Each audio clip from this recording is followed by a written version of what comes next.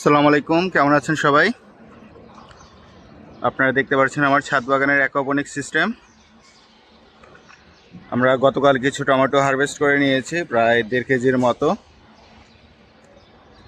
Harvest করার পরে যেহেতু গাছগুলোর বয়স হয়ে গেছে, পুরাতন পাতা দিয়ে একদম পুরো অ্যাকোপনিক সিস্টেম ভরে গিয়েছিল। দেখতে পারতেছেন আমি সব পাতা ছাঁটাই করে দিয়েছি। আপনারা দেখতে পারতেছেন বানানা টমেটোগুলো নতুন করে কি পরিমাণ ফলন সেট হয়েছে। আবার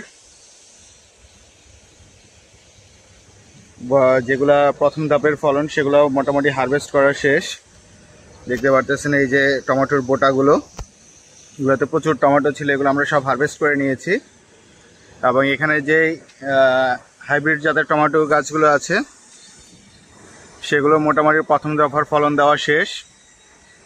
এখন গাছ উপরের দিকে বড় হচ্ছে এবং নতুন করে ফুল আসতেছে, আবার নতুন করে ফল সেট হবে আশা করি।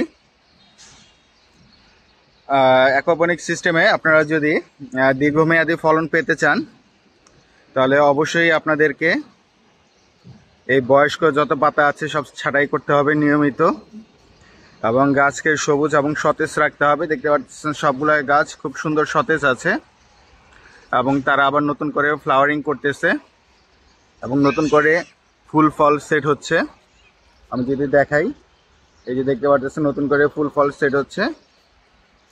এভাবে যদি আপনারা অ্যাকোপনিক সিস্টেমে পরিচর্যা করতে পারেন, বা মাটির গাছেও প্রযোজ্য এগুলো, প্রায় মে জুন মাস পর্যন্ত আপনারা টমেটো গাছ থেকে ফলন নিতে পারবেন। এখানে দেখতে পাচ্ছেন পিঙ্ক জাতের চেরি টমেটো, গতকাল পাকাগুলো হারভেস্ট করে নিয়েছি, এখন এগুলো আছে। দেখতে পাচ্ছেন কি পরিমাণ টমেটো অ্যাকোপনিক সিস্টেমে হতে পারে। আমি যদি এখানে আরেকটা গাছ দেখাই, এটাতেও প্রচুর টমেটো ধরে আছে। আমরা যদি অ্যাকোপনিক সিস্টেমের ফিশ ট্যাঙ্কের দিকে যাই, এটা হচ্ছে ফিশ ট্যাঙ্ক।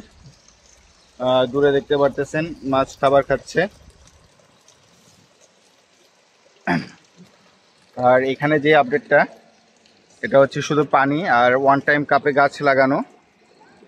আমি যদি এখানে দেখাই, এখানে ধনিয়া পাতা আর একটা মরিচ গাছ বড় হচ্ছে। এখানে একটা লাউ গাছ এমনিই দিয়ে রেখেছি, কিন্তু এটা হবে কিনা জানি না। এই পদ্ধতিতে করতে গেলে এদের যে বেডটা, মানে টপটা যেটা দেওয়া হয়েছে এটার একটু বড় করতে হবে আমাকে, যেমন 10 ইঞ্চি 12 ইঞ্চি যদি টপ সেট আপ করি তাহলে সেখানে ভালো রেজাল্ট পাওয়া যাবে। এটা হচ্ছে একটা সুটন্স চেরি টমেটো, দেখতে পাচ্ছেন এখানে ফলন চলে এসেছে। আর এখানে হচ্ছে ব্ল্যাক চেরি টমেটোটা, এটা একটু পরে লাগানো তাই বেশি বড় হইতে পারে নাই।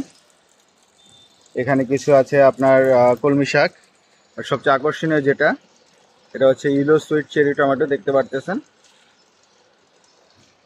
তো আজকের ভিডিও এই পর্যন্তই। সবাইকে অসংখ্য ধন্যবাদ ভিডিওটি দেখার জন্য। আসসালামু আলাইকুম, খোদা হাফেজ।